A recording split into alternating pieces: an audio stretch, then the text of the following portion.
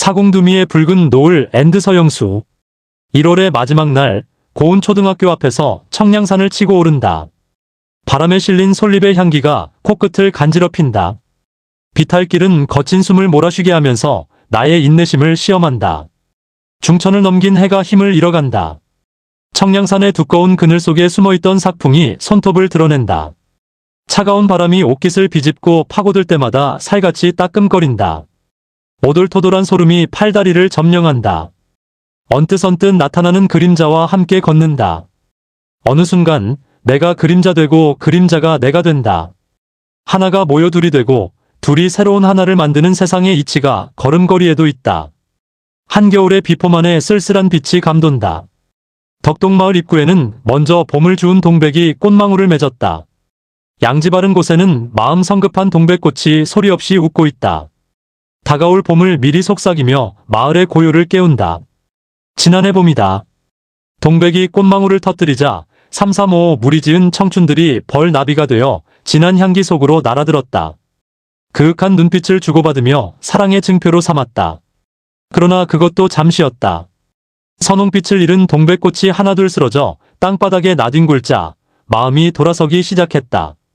자신의 청춘도 그와 다르지 않다는 사실을 아는지 모르는지 실증을 냈다. 붉고 화려한 것이 가장 초라해질 수 있다는 사실을 알지 못했다. 행여 상처 입었을 동백꽃에 마음이 쓰였다. 그리움만 남겨놓고 떠난 꽃진 자리를 아무렇지 않다는 듯이 떠날 수 없어. 한동안 동백꽃 옆에서 마음을 토닥였다. 그리고 나는 생각했다. 설마 저 동백꽃이 나였을까? 내 분신이 되어 마음 졸이고 있는 것은 아닐까? 하고 말이다. 동백꽃의 상념에서 헤어나기도 전에 덕동마을로 들어선다.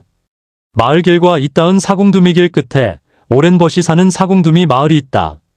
가는 길이 잔도 같아 지금도 시내버스가 다니지 않는다. 80년대 초까지만 하더라도 산봉우리를 타고 30-40분을 걸어야 도착할 수 있었다. 친구는 그런 길을 초등학교 다닐 때부터 걸었다고 했다. 12년간을 지각 한 번 하지 않았다. 태풍이 부는 날에도 시간 맞춰 등교했고 비가 부슬부슬 내리는 밤조차 고갯길을 넘어 어머니 품에 안겼다. 친구가 어떤 사람이었는지 됨됨이를 헤아리고도 남는 일화다. 나는 낚시를 핑계로 고등학교 다닐 때부터 친구 집을 뻔질나게 드나들었다. 비가 부슬부슬 내리는 자정 무렵 처녀 귀신을 만나 혼비백산했다는 동네 어른의 말씀에도 사공두미 고갯마루를 친구와 넘었다. 밤낮을 가리지 않고 불쑥불쑥 찾아드는 자식의 친구이건만 어머니께서는 언제나 인자한 얼굴로 맞아주셨다. 우리는 아침상을 물리기도 전에 낚싯대부터 집어들었다. 일렁이는 전마선 위에서 도다리와 노래미를 낚으며 사공두미 바다를 누볐다. 물고기가 잡히지 않는 밤늦은 시간에는 홍합을 삶아 쓰디 쓴 소주를 삼켰다. 보름달이 뜨면 보름달을 친구 삼고 반달이 뜨면 반달을 친구 삼았다.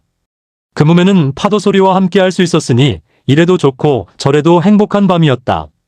기억도 가물가물한 어느 날이다. 친구 어머니가 불치의 병에 걸려 사실 날이 얼마 남지 않았다는 소식을 전해 들었다. 나는 그 말씀을 듣자마자 너무 늦지 않기를 바라며 사공두미로 달려갔다. 마루에 앉아 계시던 어머니께서는 허겁지겁 달려오는 나를 보고도 빙그레 웃으시며 평소와 다름없이 맞아주셨다. 보름 넘게 곡기를 끊으셨다라는 말씀은 이승의 허기를 다 채우셨다는 작별 인사처럼 들렸다. 뼈만 남은 손등은 거칠었으나 얼굴에 번진 미소는 잔잔한 사공두미의 윤슬처럼 맑았다. 생의 끝자락에서 육신의 허울을 하나씩 벗어 던지는 그 담담함은 마치 살아있는 부처 같았다. 달포쯤 지난 어느 날 밤하늘에 별똥별 하나가 긴 꼬리를 늘어뜨리며 떨어지는 것을 보았다. 그것은 추락이 아니라 귀환이었다. 화려한 시절을 뒤로하고 통째로 낙화하는 동백꽃처럼 어머니는 가장 붉은 생의 한 대목을 툭 꺾어 바다에 심으셨다. 내 눈시울이 동백꽃과 같이 붉은색으로 물든 건 그때부터였다. 운명의 여신, 그녀의 마음을 누가 알 수 있을까? 눈이 오나 비가 오나 12년을 한결같이 사공두미 험로를 지켰던 친구의 발걸음 앞에 세상은 한순간 장막을 드리웠다. 포도막염이 친구의 망막에서 빛을 지워가더니 마침내 그가 사랑하던 바다의 푸른 빛마저 사라지게 했다. 좁고 위태로운 사공두미 길을 등불 없이도 걷던 친구였건만 이제 그는 마음속에 그어진 단 하나의 길의 의지에 생을 걷는다. 눈을 감아야 비로소 선명해지는 사공두미의 바다 풍경들. 어쩌면 친구는 앞을 잃은 것이 아니라 너무 눈부셨던 그 시절의 기억을 영원히 가두기 위해 스스로 마음의 빗장을 걸어 잠근 것인지도 모른다. 오늘 사공두미로 가는 덕동마을을 가로지르니 그때 그 시절이 영화의 한 장면이 되어 떠오른다.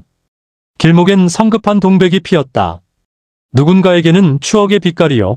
누군가에게는 잃어버린 시력의 잔상이다. 친구의 어머니에게는 바다에 뿌리 내린 너길 테다. 돌아오지 못할 것들이 있어 사공두미의 노을은 저토록 붉다. 밤이 필요한 이유 앤드 최미자. 어린 시절 여름밤이면 세 남매는 마당의 평상에 나와 각자 편한 자세로 앉거나 누웠다. 그 시절의 밤은 지금보다 훨씬 어두웠다. 집안에 불을 끄면 달과 별이 환히 드러났다. 우리는 북두칠성 7별을 누가 먼저 찾나 내기했고 언제나 오빠가 제일 먼저 찾아냈다. 어느 순간 말을 먹고 하늘만 바라보았다. 무거워진 눈꺼풀이 내려오면 엄마는 우리가 잠이 들 때까지 큰 부채로 바람을 보내주었다. 그것만으로도 여름밤의 더위는 누그러졌고 밤하늘은 우리의 친구가 되었다. 지구는 둥글고 자전축이 기울어진 채 스스로 돈다. 태양은 하나이기에 낮과 밤은 24시간을 주기로 번갈아 찾아온다. 지구에 사는 생명은 어김없이 생의 절반을 밤으로 채운다. 만약 밤이 없다면 밤하늘에 반짝거리며 빛나는 별을 볼 수 없고 우주가 얼마나 광활한지 모를 것이다. 우주에 다른 생명체가 존재한다는 생각을 아예 하지 못할 수도 있다. 빛의 속도로 달려도 100억 년 이상 가야 닿을 수 있는 아득한 우주 한가운데 나라는 존재가 있다는 사실을 어떻게 깨달을 수 있을까? 이 위대한 진실을 모른 채 살아간다면 삶은 얼마나 공허한가. 아침 햇살이 세상을 깨우기 전 밤의 냉기와 어둠 속에 잠시 머무는 시간은 영혼을 씻어내는 순간이다. 까만 밤이 물러나야 새벽의 빛이 솟아오르고 그 찬란한 시작은 더욱 깊은 감동으로 다가온다. 밤이 있는 지구에서 살아간다는 것은 사실을 넘어 고요와 깊이를 선물받는 일이다. 밤은 과학적인 진실을 넘어 낭만의 얼굴로 다가왔다. 사춘기를 맞이한 나에게 감성, 고요, 추억을 선물했다. 시, 노래, 그림, 영화 속에서 사랑과 밤은 단짝이었다. 시를 읽고 편지를 쓰고 사랑을 꿈꾸었다. 그러나 기쁨은 오래가지 않았다. 어른이 되면서 밤은 어느새 걱정스럽고 조심스러운 존재가 되었다. 약간의 두려움까지 보태어졌다. 이러한 나의 감정 변화에도 밤은 아랑곳하지 않았다. 모든 감정을 묵묵히 품고 밝은 낮을 더욱 빛나게 했다. 세상 곳곳에서 밤하늘은 점점 밝아지고 있다. 인공조명은 사람의 건강은 물론이고 야생생물에도 해롭다. 그래서 지구촌 곳곳에서는 어두운 밤을 지키기 위해 국제밤하늘 공원을 운영하고 있다. 별과 별자리 행성을 맨눈으로 볼 수 있는 곳, 빛 공해를 최소화하고 공동체가 함께 외부 조명 정책을 공유한다. 교육을 통해 어두운 밤의 가치를 가르친다. 몽골 여행을 떠났다. 밝아지는 밤을 걱정하지 않아도 되는 곳일까? 세계 3대 별 관측지 중 하나인 테랄지 국립공원, 미세먼지 없는 공기와 드넓은 초원 위의 밤, 별빛이 떠오르는 하늘은 얼마나 경이로운가. 기대와 설렘으로 가슴이 부풀었다. 첫날 9시 반이 되어서야 어둠이 내려앉기 시작했다. 밖으로 나가니 달이 떠 있었다. 달이 밝으면 별을 보기 어렵다. 달빛과 게르마다 켜진 불빛 때문인지 한국에서 보던 별빛과 크게 다르지 않았다. 실망하기에는 아직 이르다. 이틀이나 남아있지 않은가. 다음 날 밤이 빨리 오기를, 더욱 깜깜해져서 나에게 선물처럼 다가오기를 바랐다. 이렇게 어두운 밤을 간절히 기다린 적이 있었던가. 밤을 기다리면서 하늘에 흐르는 은빛강을 건널 수 있기를 꿈꾸었다. 태양 활동이 극대기에 이른 올해와 내년 강렬한 오로라를 볼 확률이 높다고 했다. 북극에서만 볼 수 있다는 오로라를 만나는 기적이 일어난다면 가슴이 벅차오를 것이다. 까만 하늘 위 문명에 물들지 않은 원시에 새긴 파랑, 노랑, 붉은 빛의 커튼이 너울거리면 얼마나 감동적일까. 늘 보아오던 가로등이나 네온사인 불빛은 감히 비교할 수 없이 멋질 텐데. 그런 하늘을 마주한 우리들의 마음은 낭만과 황홀로 가득 차리라. 나의 상상과 기대는 이루어지지 않았다. 늘 있는 그대로를 지키고 있는 하늘이었다. 반달에 가까워진 달이 우리를 내려다보고 있었다. 오늘만큼은 덜 밝아주기를 바라는 마음을 담아서 미소를 보냈다. 마지막 밤, 시간은 자정에 가까웠다. 초원의 숨결 위로 별들이 흘렀다. 북두칠성은 문학의 씨앗이 되어 초원 위 여기저기에 살며시 내려앉았다. 서로의 씨앗을 품어 싹을 틔웠다. 노래를 부르고 시를 낭송하며 싹이 트는 황홀경을 맛보았다. 은하수를 건너지 못하면 어떠한가. 나는 그 아래 누워 있었다. 밤하늘은 말없이 나를 내려다보았다. 그 순간 우주 가운데 아주 작고 빛나는 한 생명인 나를 만났다. 내가 얼마나 작은지, 그럼에도 얼마나 소중한지를 깨달았다. 그 밤은 가장 깊은 빛을 나에게 선물해 주었다. 밤이 없다면 밤하늘이라는 영원한 친구도 없다. 우리 집 마당에서, 농촌 들판에서, 바닷가에서, 몽골의 초원에서 어디에서나 만날 수 있는 친구. 하루도 빠짐없이 곁을 지켜주는 법.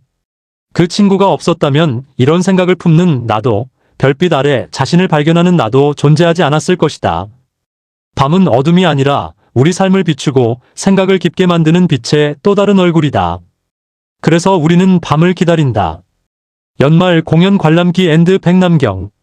나는 대중음악을 좋아하는 편인데도 대중가수의 공연 관람은 좋아하는 편이 아니다. 그해 연말은 어찌되었든 공연을 보러 갔다. 인순이 스페셜 송년 콘서트. 공연 장소는 내가 사는 김해도 아니고 인근 도시 부산도 창원도 아닌 밀양이었다.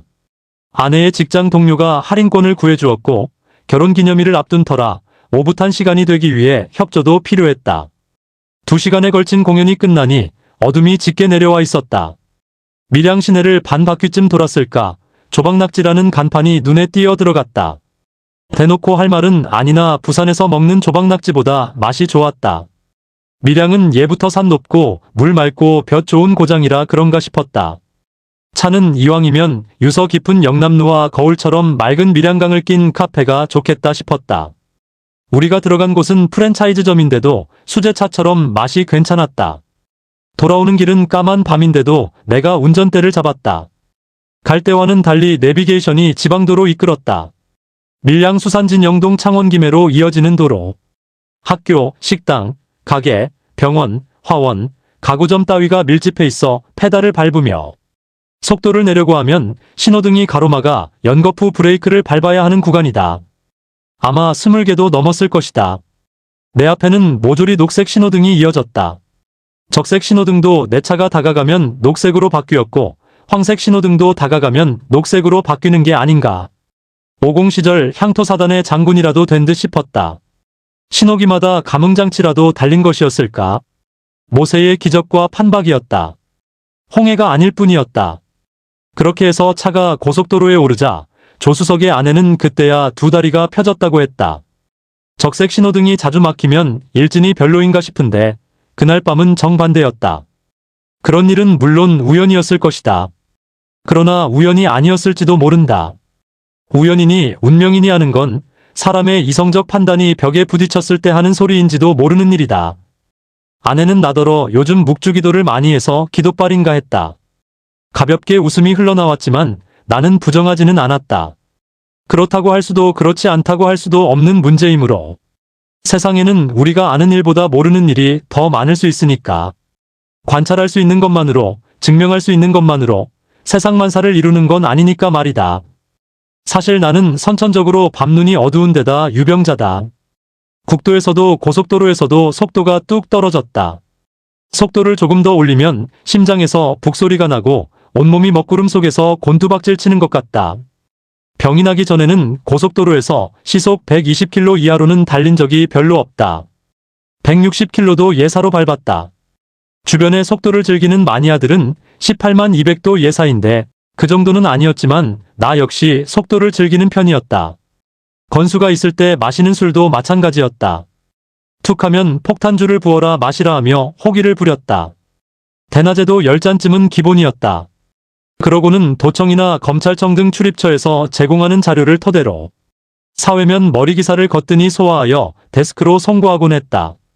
그날 밤 고속도로에서 속도계 바늘이 110까지 올라갔다. 아내는 오늘 운전 잘하네 했다. 이게 지금 내 몸 상태야. 조금 덜 어지럽거든 마이너스하고 나는 반응했다. 뇌경색 환자가 된 뒤부터는 국도는 60, 고속도로는 80이 딱 알맞다. 그런데 속도계가 110까지 치솟다니. 그것도 야간에 말이다. 평소 중심이 잘 안 잡히고 어지러운 증세가 남아있다. 속도 감지력이 떨어졌다. 사물을 받아들이는 속도가 만만디인 것이다. 받아들이는 데이터량도 줄었다. 내 차의 속도 게이지가 내 건강의 바로미터가 되었다. 걱정이나 위험을 받아들이는 속도도 줄어들었다. 내 눈앞에 걱정거리가 3가지가 있다고 하자. 그러면 한꺼번에 3가지다가 아니라 한 가지씩을 놓고 걱정하게 된다. 두 번째는 좀 기다려야 차례가 온다. 첫 번째, 두 번째, 세 번째, 이렇게 천천히 차례대로 받아들일 순번이 필요한 것이다. 리스크를 받아들이는 일에 있어서 행여 충돌 사고라도 나면 어떡하나 하고 상상해본다. 그러면 차가 아작이 날 것이고 곧바로 멘붕이 올 터임은 병이 나기 전의 일이다. 그러나 지금 당장 눈앞에서 사고가 났다고 치자. 그러면 충돌이 있고 차가 부서지고 그로 인해 내가 다치고 사고를 수습하고 병원에 후송되고 하는 식으로 천천히 순서대로 전개된다. 병이 나기 전 맨홀의 물이 한꺼번에 몰려 소용돌이를 이루었던 멘탈과는 완전히 달라진 것이다. 터널 안은 생지옥이다. 어두침침한 데다 악력 같은 것이 옥죄어 오기 때문이다. 소실점은 가물가물하고 천장은 흐물흐물한다. 터널벽은 차 쪽으로 밀어닥치는 것만 같다. 내 생각과 다르게 중앙선을 물고 굴러간다. 하지만 죽을 작정은 아니다. 중앙선에 붙는다. 죽느냐 사느냐가 달린지라 미쳤어. 하는 비명이 아내의 입에서 터져나온다. 그렇게 몰아치자 어느 정도 핸들은 조절되었으나 문제는 온몸이 운전대처럼 딱딱해진다는 거다. 이런 병증들은 흘러가는 듯 마는 듯한 강물처럼 천천히 달리고 천천히 받아들이고 적게 걱정하고 적게 욕망하며 살아가라는 계시로 생각된다. 밀양아리랑 아트센터에서 열린 스페셜 송년 콘서트. 인순 씨는 750석이 꽉 찬 가운데 모두 9곡을 노래했다. 열정, 챔피언, 밤이면 밤마다와 같은 곡은 여전히 폭발적이었다. 그녀는 나보다 서너 살 위인데도 내가 그녀보다 서너 살 위인 것처럼 객석에서 생각되었다. 사랑가, 행복, 아버지는 느리고 우아하고 여백이 많은 곡이었다. 내 삶은 빠르고 격정적인 리듬에서 느리고 여백이 많은 리듬으로 바뀌어 있음을 인순 씨가 노래해 주었다. 그날 인순 씨는 목청과 율동이 전성기 시절 못지않았다. 구수하고 정겨운 입담도 객석과 거리를 좁혔다.